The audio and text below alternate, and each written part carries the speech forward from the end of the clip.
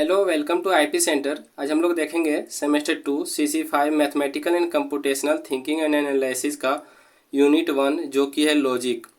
इसको हम बहुत ही अच्छे से बताने का प्रयास किए हैं, इसलिए जो है वीडियो लेट से लेके आए हैं, ठीक है, ताकि आप लोग को अच्छे से समझाए और आप लोग को अच्छे से समझ में आ जाए और आप लोग जो एग्ज़ाम में अच्छे से लिख सको, ठीक है। तो आप लोग को जो एक बार में समझ में आ जाए, बहुत ही अच्छे से बताए हैं, ठीक है। तो आप लोग को ना एक बार सिर्फ देख लेना है, एक बार में आप लोग को समझ में आ जाएगा। आप लोग को ऐसे जो बहुत ही कन्फ्यूजन आता होगा कि नहीं एग्जाम में कैसे लिखेंगे, कैसा क्वेश्चन पूछा जाएगा। तो जो लॉजिक है ये यूनिट 1 है। यूनिट 1 से आप लोग को कितना नंबर का पूछा जाएगा? 15 नंबर का पूछा जाएगा। कितना क्वेश्चन? 5 क्वेश्चन, और प्रत्येक क्वेश्चन जो है 3 नंबर का रहेगा, ठीक है। यानी कि आप लोग का MCQ क्वेश्चन रहेगा और OMR शीट पर गोला करना है। लेकिन कैसे गोला करना है? इसको सॉल्व करके ही गोला करना है। ऐसा नहीं कि एक मार दिया उसके बाद गलत हो जाएगा, उसके बाद आप लोग को अच्छे मार्क्स नहीं आएगा, ठीक है, और आप लोग फेल हो जाएंगे, प्रमोट हो जाइएगा तो फिर बैक लग जाएगा, ठीक है। तो बहुत ही अच्छे से समझाएं, आप लोग को पूरा ध्यान से एक बार देखना है और जो हम बोल रहे हैं वो सुनना है, ठीक है, ताकि जो है इसे देखने से ज़्यादा मेरे बातों से आप लोग को समझ में आ जाए, ठीक है ना। तो चलिए हम शुरुआत करते हैं इसमें। तो इसमें जो है ना यूनिट 1 है लॉजिक। इसमें जो आप लोग को 5 क्वेश्चन पूछा जाएगा 15 नंबर का। इसमें जो है आप लोग को 5 मान लो तो एक चैप्टर हो गया लॉजिक, ठीक है। लेकिन इस चैप्टर के अंदर या फिर लॉजिक के अंदर जो है 5 पॉइंट आप लोग को पढ़ना है। जैसे स्टेटमेंट पढ़ना है, कनेक्टिव्स पढ़ना है, कंपाउंड सेंटेंस पढ़ना है। ऐसे आप लोग को 5 जो है पॉइंट पढ़ना है, ठीक है ना। तो सबसे पहले देखेंगे स्टेटमेंट किसे कहते हैं, ठीक है। स्टेटमेंट क्या होता है, स्टेटमेंट किसे कहते हैं। स्टेटमेंट को जो है हम लोग मैथमेटिकल स्टेटमेंट या फिर लॉजिकल स्टेटमेंट भी कह सकते हैं, ठीक है। तो आप लोग को जो समझ में आता है आप लोग जो वो समझिए, बस आप लोग को जो है एक बार समझ जाना है, ठीक है। तो हम लोग किसे कहते हैं, स्टेटमेंट किसे कहते हैं? वह सेंटेंस जो ट्रू हो या फॉल्स हो लेकिन दोनों नहीं हो सकता है, उसे हम लोग स्टेटमेंट कहते हैं। मतलब कहने का क्या मतलब है कि उस सेंटेंस को हम लोग स्टेटमेंट कहते हैं, उस वाक्य को हम लोग स्टेटमेंट कहते हैं जो ट्रू हो या फिर फॉल्स हो लेकिन दोनों नहीं हो। मतलब कहने का क्या मतलब है, जैसे कि या तो गलत हो या फिर सही हो लेकिन दोनों नहीं होना चाहिए, या फिर ऐसा हो ना कि मतलब सोचने वाला और क्वेश्चन मार्क नहीं होना चाहिए, ठीक है। तो उसमें हम लोग क्या कहेंगे? स्टेटमेंट कहेंगे, ठीक है। तो इसका एग्जाम्पल देखेंगे। सबसे पहला एग्जाम्पल आप लोग जो है इसमें देखिए कि the sum of two even number is again ये इवन नंबर। मतलब कहने का क्या मतलब है, या अगर दो सम संख्या को अगर हम जोड़ते हैं या फिर दो सम संख्या का योग एक सम संख्या ही होता है। क्या ये होता है? हाँ, तो देखिए फिर आप लोग जो इसमें हम जोड़े हैं दो सम संख्या, ठीक है, 2 + 2 = 4। तो ये क्या हो गया? ये हो गया स्टेटमेंट हो गया, ठीक है। 4 + 4 = 8 क्या हो गया? ये हो गया स्टेटमेंट। यानी कि जो एक क्वेश्चन पूछा है क्या दो सम संख्या को जोड़ने पर एक सम संख्या ही बनता है, तो क्या हो गया? ये सही है, ठीक है। तो इसमें हम देखिए हम ट्रू लिखे हैं और ये क्या हो गया? ये स्टेटमेंट हो गया, ठीक है। फिर हम दूसरा इसमें एग्जाम्पल देखेंगे। Delhi is capital of India. मतलब कहने का क्या मतलब है, दिल्ली जो है भारत की राजधानी है। तो क्या भारत की राजधानी है? तो हाँ, भारत की राजधानी है। तो क्या हो गया? ये ट्रू हो गया, ट्रू हो गया। तो ये क्या हो गया? एक स्टेटमेंट हो गया। स्टेटमेंट को हम लोग जो है पी से इंडिकेट करते हैं, ठीक है। स्टेटमेंट को हम लोग PQRS या जो छोटी ABCD है उसके कोई भी लेटर से हम लोग जो स्टेटमेंट को इंडिकेट करेंगे, ठीक है। तो फिर इसमें जो तीसरा एग्जाम्पल देखेंगे, क्या 25 से बड़ा 50 होता है? तो होता है, ठीक है। हम लोग सब जानते हैं कि जो 25 से बड़ा जो होता है वो 50 होता है। जो मैथ में आप लोग को ऐसा देखना है ना, जैसे कि 25 है, ये फिर ये बड़ा का सिंबल हो गया, ये छोटा का सिंबल हो गया, या फिर ऐसे उल्टा भी आप लोग देख सकते हैं, ठीक है। तो क्या ये सही है? तो हाँ, ये सही है। तो क्या हो गया? ये स्टेटमेंट हो गया, ठीक है। लेकिन आप लोग को ये चौथा जो एग्जाम्पल दिया हुआ इसको आप लोग जो ध्यान से देखिए। इसमें क्या है? Ram is a good boy. तो क्या राम एक अच्छा लड़का है? क्या राम एक अच्छा लड़का है? तो हाँ, आपके लिए अच्छा हो सकता है लेकिन मेरे लिए अच्छा नहीं है। तो क्या हो गया? ये स्टेटमेंट नहीं हो गया। जैसे कि मान लो ना कि राम जो आपके लिए भलाई किया है या फिर आपको अच्छा लगता है राम, लेकिन हमको अच्छा नहीं लगता है। तो आपके लिए ये अच्छा हो गया और मेरे लिए क्या हो गया? खराब हो गया, ठीक है। तो राम जो है आपके लिए अच्छा हो गया, यानी कि आपके लिए ट्रू हो गया, और मेरे लिए क्या हो गया? फॉल्स हो गया, ठीक है। यानी कि मेरे लिए खराब हो गया, मेरे लिए गलत हो गया, ठीक है। तो इसमें क्या आ गया? इसमें ट्रू और फॉल्स दोनों आ गया। तो क्या ये स्टेटमेंट होगा? तो ये स्टेटमेंट नहीं होगा। उम्मीद करते हैं इतना आप लोग को समझ में आ गया हो। फिर हम इसमें दूसरा पॉइंट देखेंगे, ट्रूथ स्टेटमेंट। ये अगला पॉइंट है, ट्रूथ स्टेटमेंट जो है, ट्रूथ स्टेटमेंट किसे कहते हैं, ठीक है। तो इसका जो परिभाषा है, जो हमें किसी भी सेंटेंस की सत्यता को बताता है उसे हम ट्रूथ स्टेटमेंट कहते हैं, चाहे वह सत्यता सही हो या फिर गलत हो, यानी कि जो है कि उसको हकीकत को जो बताता है उसे हम लोग ट्रूथ स्टेटमेंट कहते हैं। तो जो ट्रूथ स्टेटमेंट होता है अगर सही है तो उसे टी से इंडिकेट करते हैं यानी कि ट्रू, और अगर फॉल्स है यानी कि गलत है तो उसे किससे इंडिकेट करते हैं, ये ऐप से, ठीक है।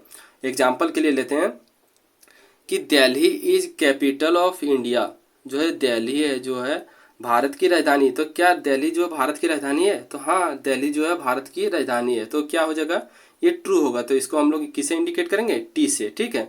दूसरा एग्जाम्पल लेंगे, जो है Ranchi is the capital of India, क्या रांची जो है भारत, जो रांची है वो भारत की राजधानी है, तो नहीं, जो रांची है जो है भारत की राजधानी नहीं है, तो क्या होगा, फॉल्स होगा, ठीक है। माफ कीजिएगा यहाँ टी लिखा गया, तो इसमें फॉल्स होगा।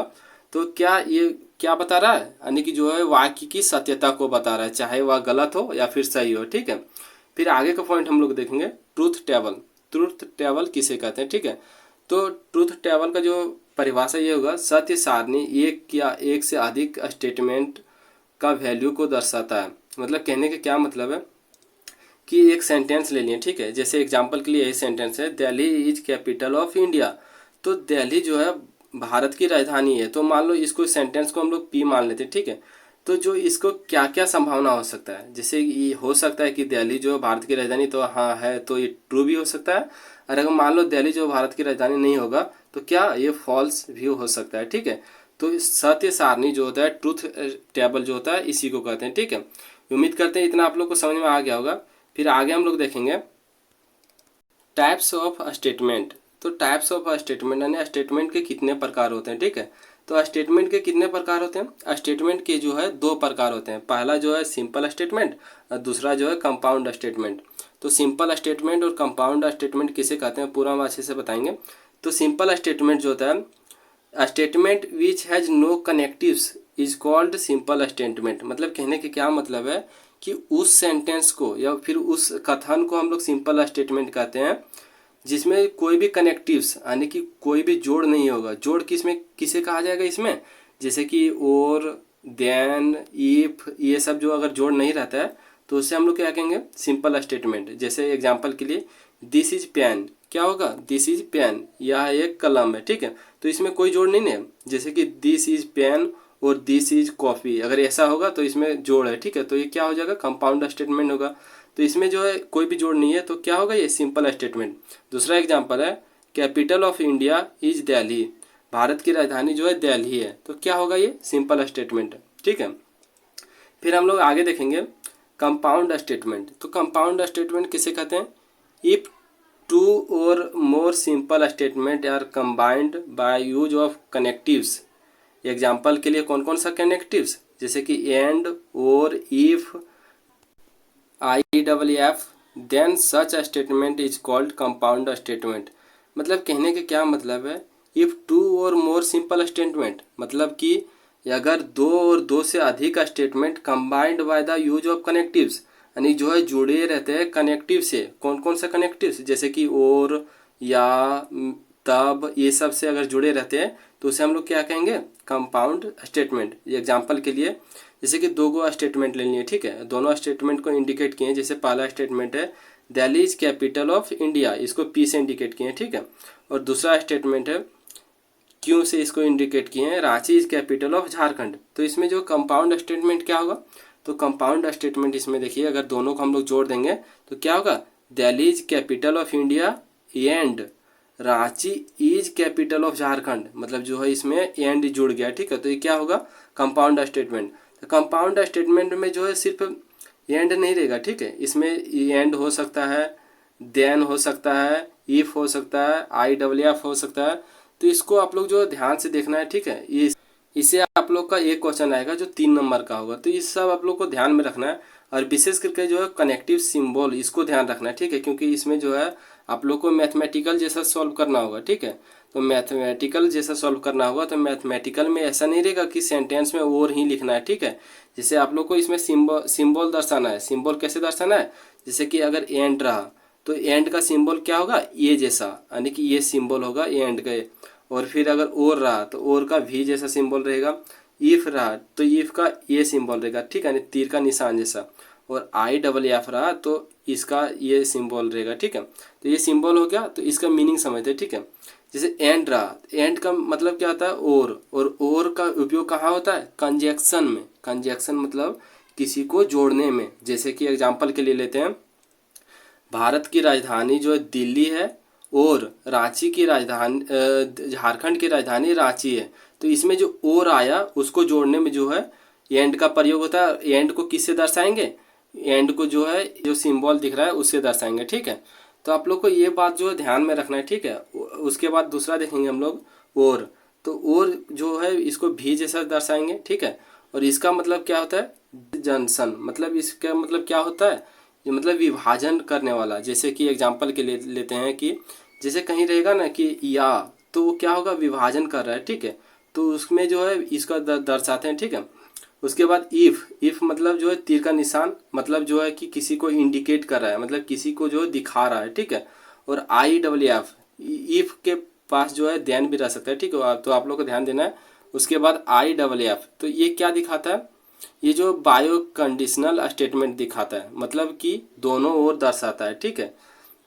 तो ये सब जो आप लोग को ध्यान में रखना है, और ये सब जो सिंबल जो है आप लोग को बहुत ही याद कर लेना है, ताकि आप लोग को जो एग्ज़ाम में अच्छे से आप लोग जो है समझ सकें और लिख सकें। उम्मीद करते हैं अच्छे से समझाने का प्रयास किए हैं, और भी बेहतर बताने का प्रयास करेंगे। अगर समझ में आया होगा तो फिर चैनल को सब्सक्राइब कर लीजिएगा।